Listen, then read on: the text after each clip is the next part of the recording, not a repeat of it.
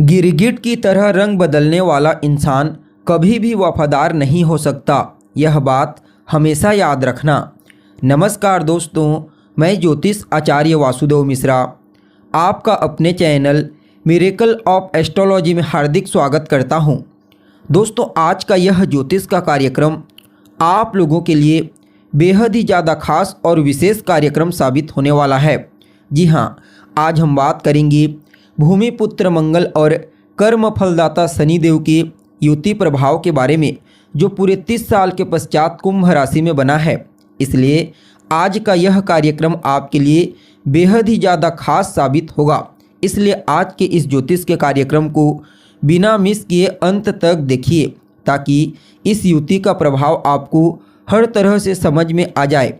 और अगर आप अपनी जन्म कुंडली पर हमसे परामर्श लेना चाहते हैं, अपने जीवन की तमाम प्रकार की समस्याओं का समाधान जानना चाहते हैं, खराब ग्रह दशाओं का उपाय जानना चाहते हैं, तो आपको हमारा कॉन्टैक्ट नंबर वीडियो में और डिस्क्रिप्शन बॉक्स में मिल जाएगा, जहां से आप या तो व्हाट्सएप के माध्यम से या फिर डायरेक्ट फ़ोन कॉल के थ्रू कॉल करके अपनी जन्म कुंडली का विस्तार पूर्वक अध्ययन करवा सकते हैं और अपने तमाम प्रकार के प्रश्नों का उत्तर प्राप्त कर सकते हैं। जी हाँ, तो देखिए, शनि और मंगल ये दोनों ग्रह आपस में कट्टर शत्रु होते हैं, लेकिन मंगल शनि की ही राशियों में अपने आप को विशेष बलवान महसूस करते हैं।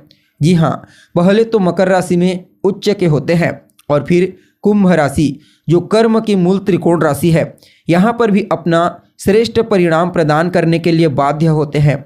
और 14 मार्च 2024 की दोपहर को भूमिपुत्र मंगल अपनी वर्तमान उच्च राशि मकर राशि को छोड़कर शनिदेव की इसी मूल त्रिकोण राशि कुंभ राशि में प्रवेश कर चुके हैं और आने वाले 23 अप्रैल 2024 की शाम तक इसी कुंभ राशि में शनि के साथ युति बना करके गोचर करेंगे। फिर उसके पश्चात 23 अप्रैल को राशि परिवर्तन करेंगे और देवगुरु बृहस्पति, जो इनके परम मित्र होते हैं, उनकी साधारण जलीय राशि मीन राशि में गोचर कर जाएंगे।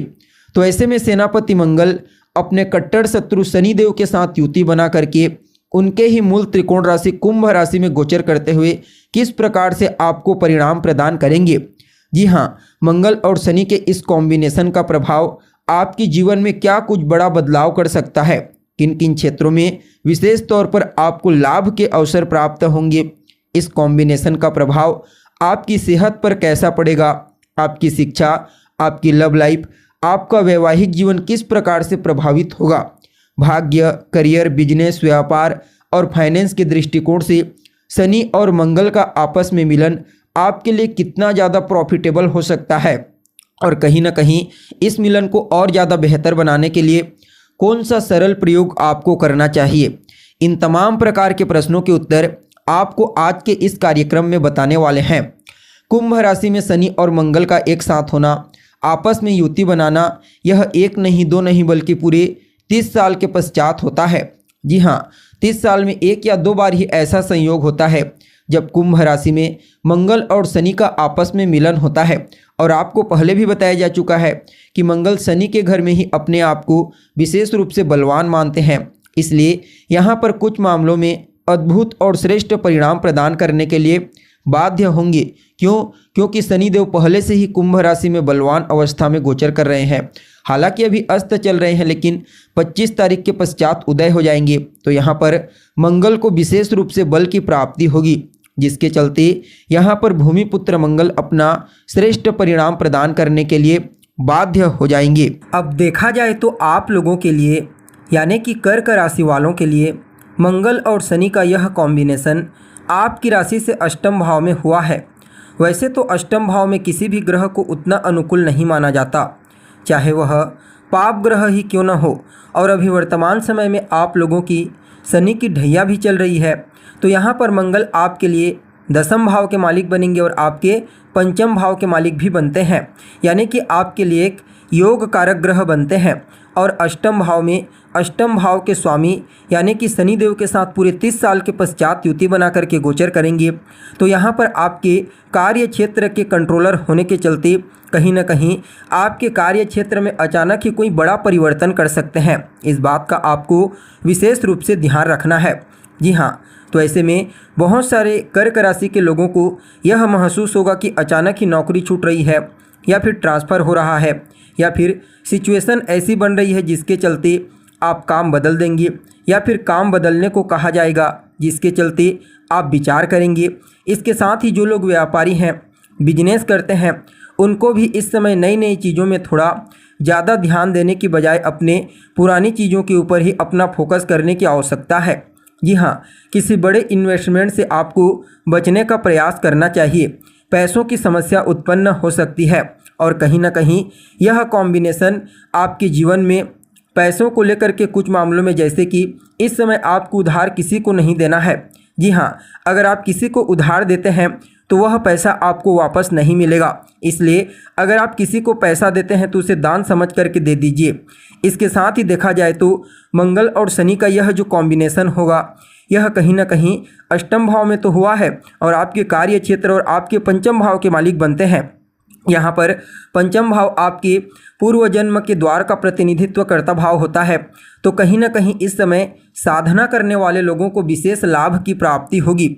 यानी कि अगर आप सांसारिक चीज़ों के प्रति अपनी इच्छा को त्याग करके आध्यात्मिक क्षेत्र में अपने आप को मजबूती प्रदान करने का प्रयास करेंगे तो निश्चित तौर पर शनि और मंगल का यह जो कॉम्बिनेशन है पूरे 30 साल के पश्चात बना है, आपको अवश्य ही विशेष ऊंचाई प्रदान करेगा।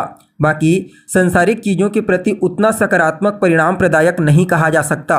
जी हाँ, पंचम भाव के स्वामी बनते हैं यहाँ पर मंगल, और शनि की 10वीं दृष्टि पंचम भाव पर पड़ेगी तो कहीं ना कहीं संतान को लेकर के चिंता उत्पन्न होगी। लव लाइफ में भी थोड़ी बहुत परेशानी उत्पन्न हो सकती है और कहीं ना कहीं यह समय आपके दाम्पत्य जीवन यानी कि आपके वैवाहिक जीवन में भी कुछ न कुछ कलह क्लेश की स्थिति उत्पन्न करने वाला साबित होगा। इसके लिए उपाय भी आपको करने की आवश्यकता होगी जो आपको आगे बताया जाएगा। और कहीं ना कहीं देखा जाए तो यह जो समय रहने वाला है यह आपके जीवन में संघर्ष को बढ़ाएगा, समस्याओं को बढ़ाएगा। कार्य क्षेत्र में थोड़ी बहुत चुनौतियों का सामना करना पड़ सकता है, लेकिन अगर आपकी स्वयं की जन्म कुंडली में ग्रहों की स्थिति मजबूत है, अभी वर्तमान समय में किसी अच्छे ग्रह की दशा अंतर्दशा चल रही है, आपके लिए मंगल और शनि योग कारक ग्रह बनते हैं, तो निश्चित तौर पर यह कॉम्बिनेशन जो अष्टम भाव में बन रहा है आपको उतना नुकसान नहीं पहुंचाएगा।